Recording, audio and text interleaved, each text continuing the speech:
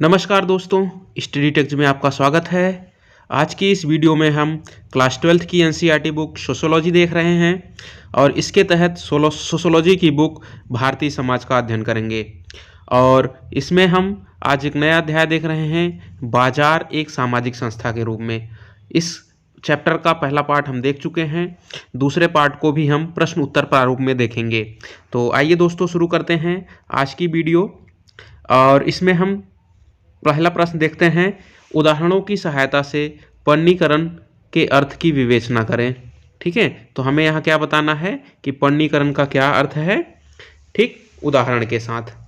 ठीक, अब शुरू करते हैं। तो पर्णीकरण तब होता है जब कोई वस्तु बाजार में पूर्व में खरीदी बेची नहीं जा सकती हो किंतु इसके बाद में इसके योग्य हो गई हो। इसका मतलब यह हुआ कि कोई ऐसी वस्तु जो पहले खरीदी बेची नहीं जा सकती थी लेकिन अब बेचने योग्य और खरीदने योग्य हो गई हो, तो उसी को पर्णीकरण बोलते हैं। जैसे कोई वस्तु थी, पहले वो पर्णीकरण नहीं थी, यानी कि वह खरीदी बेची नहीं जा सकती थी, लेकिन अब खरीदी बेची जा सकती है, तो हम उस वस्तु को क्या कहेंगे अब कि यह वस्तु पर्णीकरण योग्य हो गई है। ठीक है, अब उदाहरण के तौर पे हम यहाँ देखें तो जैसे कि श्रम और कौशल अब ऐसी चीज़ें हैं जो खरीदी और बेची जा सकती हैं, है नहीं। आज के समय में श्रम और कौशल क्या है, सर्विसेज में हम देखते हैं लोग अपने श्रम देते हैं, अपना कौशल देते हैं, है नहीं, तो खरीदी और बेची जा सकती हैं। ठीक, मानव अंगों की बिक्री, उदाहरण के तौर पर पैसे के लिए गरीब लोगों द्वारा अमीर लोगों को अपनी किडनी बेच देना, है नहीं। जो गरीब लोग होते हैं अमीर लोगों के लिए अपनी किडनी बेच देते हैं। तो ऐसा तो पहले नहीं होता था कि मानव अंगों की बिक्री होती हो, लेकिन आज के समय में हो रहा है, हालांकि यह अवैध है।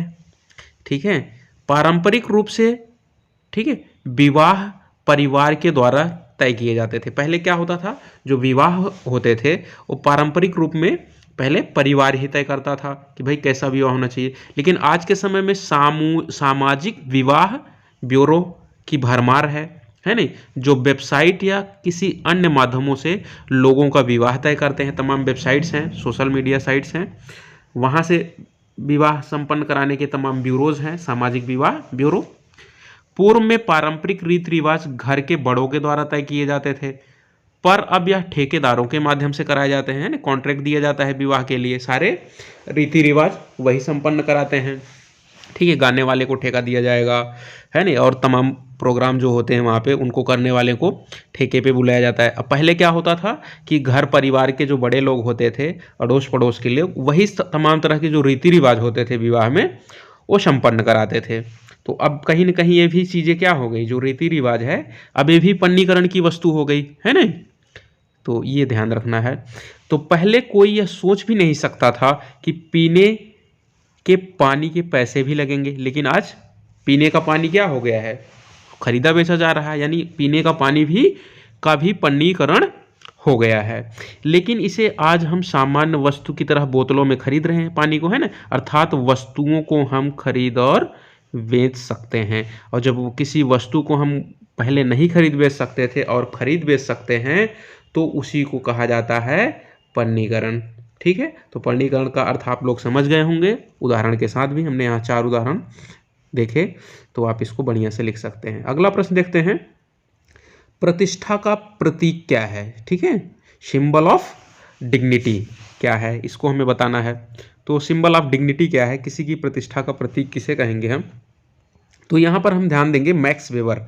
मैक्स वेबर ने प्रतिष्ठा का प्रतीक शब्द का प्रतिपादन किया। ठीक, तो ये बात याद रखनी है, आंसर में लिखना है कि प्रतिष्ठा का प्रतीक शब्द किसने प्रतिपादित किया था, तो मैक्स वेबर। तो मैक्स वेबर ने प्रतिष्ठा के प्रतीक का शब्द का प्रतिपादन किया। यह लोगों की सामाजिक अवस्था, ठीक है, सामाजिक अवस्था के अनुसार खरीदी जाने वाली वस्तुओं के बीच संबंध को दर्शाता है।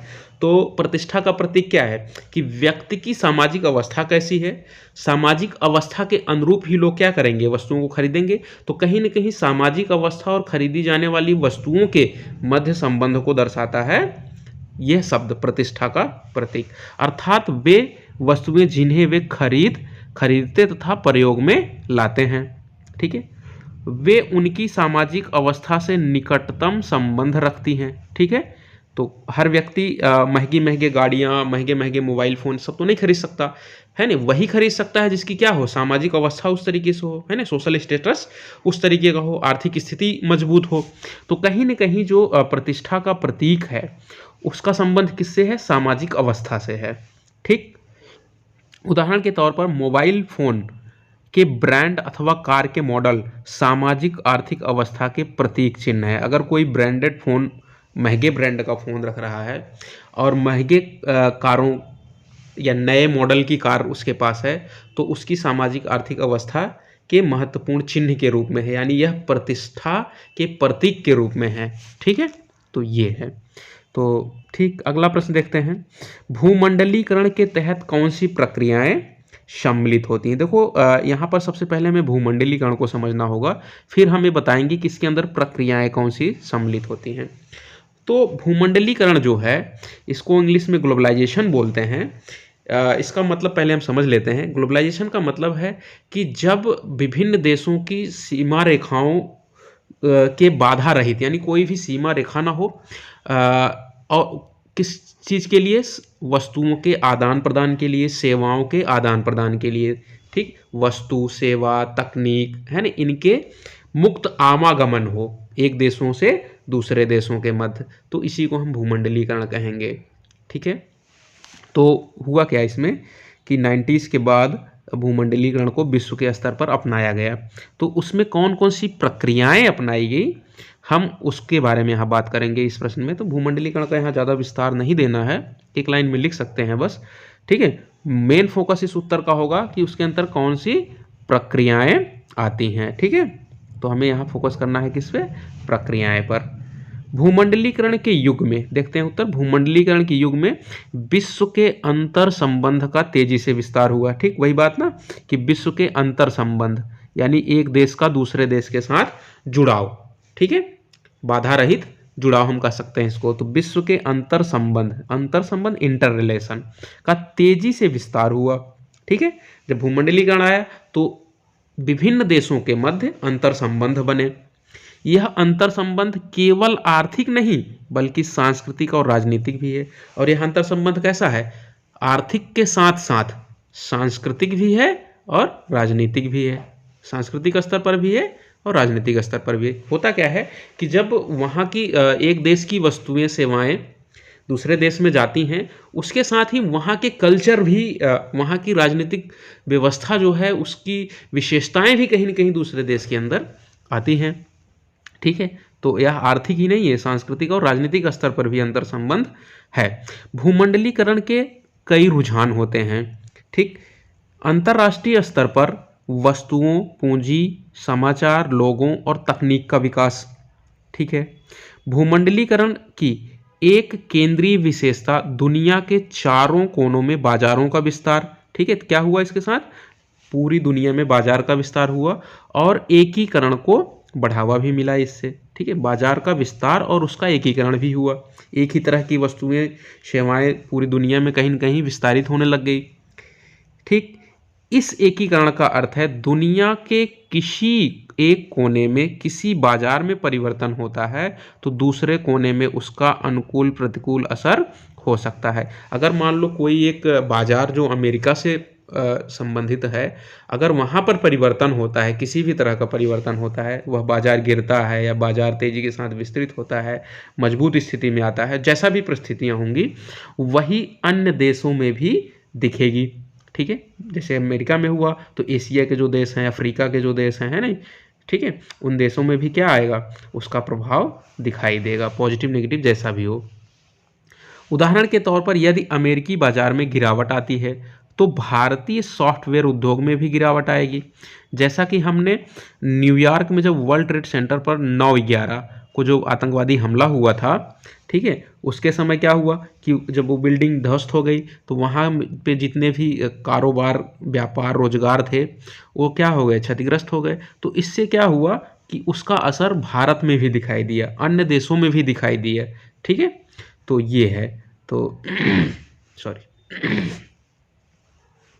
अब अगला प्रश्न देखते हैं, उदारीकरण से क्या तात्पर्य है? अब यहाँ पर हमें बताना है उदारीकरण क्या है। ठीक है, तो उदारीकरण का सीधा से अर्थ बताना है। देखो, उदारीकरण को इंग्लिश में लिबरलाइजेशन बोलते हैं। ठीक है, उदारीकरण इसका मतलब है जब सरकार क्या करती है, जो भी अपनी गतिविधियां हैं, आर्थिक गतिविधियां हैं, उन पर से अपना नियंत्रण कम कर देती है। ठीक है, जैसे कि सार्वजनिक उद्यम होते हैं, सरकार के अंतर्गत जितने भी बड़े बड़े उद्योग होते हैं, ठीक है, उन पर से अपना नियंत्रण कम कर देती है और निजीकरण को बढ़ावा देती है। ठीक, इसी को उदारीकरण बोलते हैं। ठीक, तो वैश्वीकरण, उदारीकरण, निजीकरण, ये तीनों प्रक्रियाएं एक दूसरे से जुड़ी हुई हैं।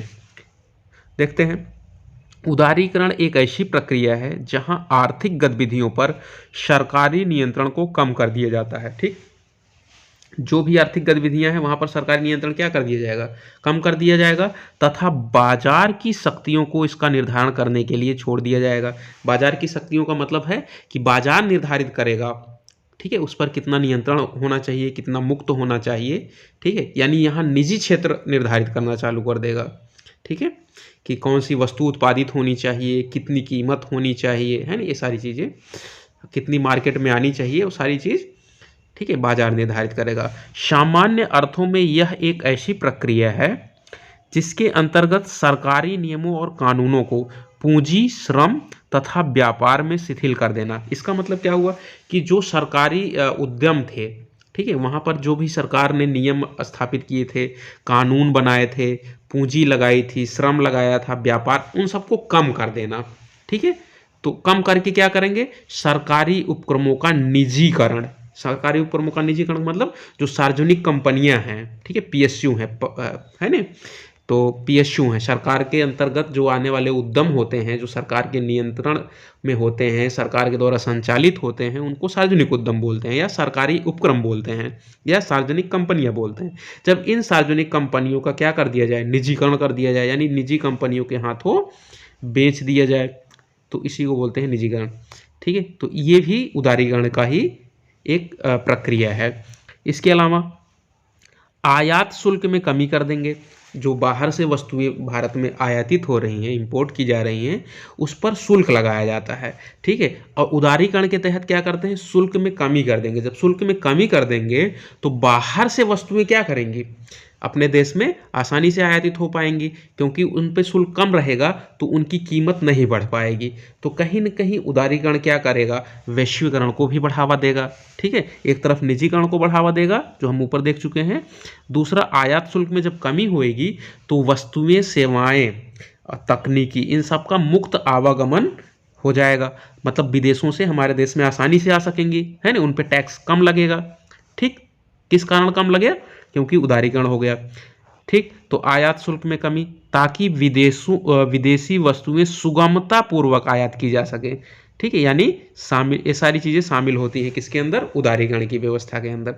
तो उदारीकरण में हमने क्या देखा कि भाई जो सरकारी नियम, कानून, पूंजी, श्रम, व्यापार, है नहीं, ये सबको शिथिल कर दिया जाए, यानी सरकारी जो उपक्रम है उनका क्या कर दिया जाए, निजीकरण कर दिया जाए, आयात शुल्क में कमी कर दी जाए, है नहीं, ये सारी चीज़ निजी उदारीकरण के तहत आती हैं।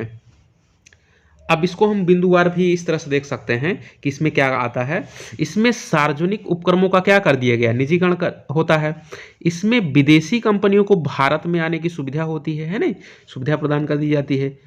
ठीक, इससे बाजारीकरण अर्थात बाजार आधारित प्रक्रिया की सहायता से आर्थिक, सामाजिक, राजनीतिक समस्याओं का समाधान भी कहा जाता है ना, बाजारीकरण कर दिया जाता है। ठीक है, जब बाजारीकरण कर दिया जाएगा तो जितनी भी बाजार आधारित प्रक्रियाएं हैं वे संचालित होंगी। जब वे संचालित होंगी तो जो देश के अंदर आर्थिक, सामाजिक, राजनीतिक समस्याएं हैं उनका भी समाधान हो जाएगा। तो ये था। अब अगला प्रश्न देखते हैं, आपकी राय में उदारीकरण के दूरगामी लाभ उसकी लागत के तुलना में अधिक हो जाएंगे? कारण सहित उत्तर दीजिए। ठीक है, क्या आप ऐसा सोचते हैं कि उदारीकरण जब आएगा तो उसका लॉन्ग टर्म जो लाभ होगा या हानि होगा, आप क्या सोचते हैं इसके बारे में? ठीक है, तो अपना उत्तर लिख सकते हैं। उदारीकरण के कार्यक्रम के तहत जो परिवर्तन हुए, तो उदारीकरण का कार्यक्रम अभी हमने ऊपर देखा कि उदारीकरण के द्वारा क्या क्या प्रक्रियाएं अपनाई गई, तो उससे कुछ परिवर्तन आएंगे। ठीक है, तो उदारीकरण के कार्यक्रम के तहत जो परिवर्तन हुए, उन्होंने आर्थिक समृद्धि को बढ़ाया। तो ये तो पॉजिटिव इम्पैक्ट हो गया भाई, आर्थिक इकोनॉमिक ग्रोथ हुआ, ठीक है, आर्थिक समृद्धि हुई। इसके साथ ही भारतीय बाजारों को विदेशी कंपनियों के लिए खोल दिया गया। तो भारतीय बाजार में विदेशी कंपनियां भी साथ के साथ आ गई।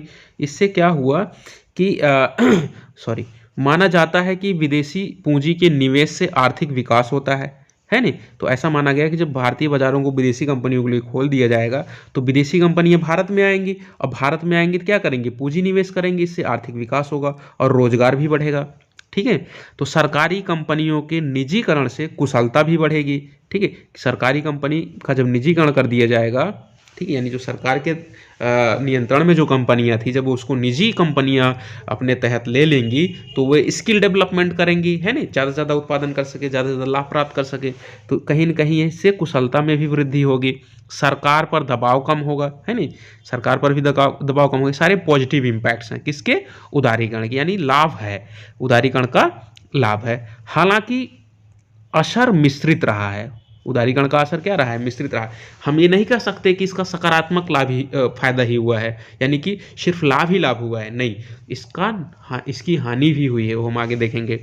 तो उदारीकरण का असर मिश्रित रहा है। कई लोगों का यह भी मत है कि उदारीकरण का भारतीय परिवेश पर प्रतिकूल असर हुआ है, नेगेटिव इम्पैक्ट भी पड़ा है, और आगे के दिनों में ऐसा ही होगा, ठीक है, कुछ लोग ऐसा मानते हैं। जहां तक मेरा मानना है, लागत और हानि लाभ से कहीं अधिक होंगी, ठीक है, लागत और हानि क्या होंगी, ज़्यादा हो सकती हैं लाभ से।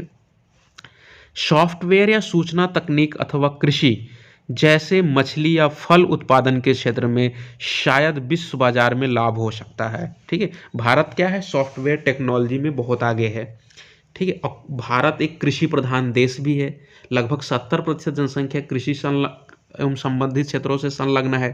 तो कहीं न कहीं इस क्षेत्र में तो भारत को लाभ हो सकता है, लेकिन अन्य क्षेत्र जैसे ऑटोमोबाइल इनमें पिछड़ा है, इलेक्ट्रॉनिक्स, तैलीय अनाज आदि विदेशी कंपनियों के उत्पादों के साथ प्रतिस्पर्धा नहीं कर पाएंगे। जब कंपटीशन नहीं कर पाएंगे विदेशी कंपनियों के साथ, तो वे उसमें पीछे रह जाएंगे और वे उनकी स्थिति बहुत ही खराब हो जाएगी। तो हम क्या देख सकते हैं कि उदारीकरण का सिर्फ लाभ ही नहीं है, उसकी हानियां भी हैं। तो एक संतुलित उत्तर हम इसका लिख सकते हैं। तो इस वीडियो में बस इतना ही। अगर यह वीडियो आपको पसंद आया हो तो वीडियो को लाइक करें, शेयर करें। अगर चैनल को सब्सक्राइब नहीं कर रखा है तो चैनल को सब्सक्राइब करें, तथा आगे आने वाली वीडियोस का नोटिफिकेशन प्राप्त करने के लिए बेल आइकन को दबाएं। वीडियो देखने के लिए धन्यवाद।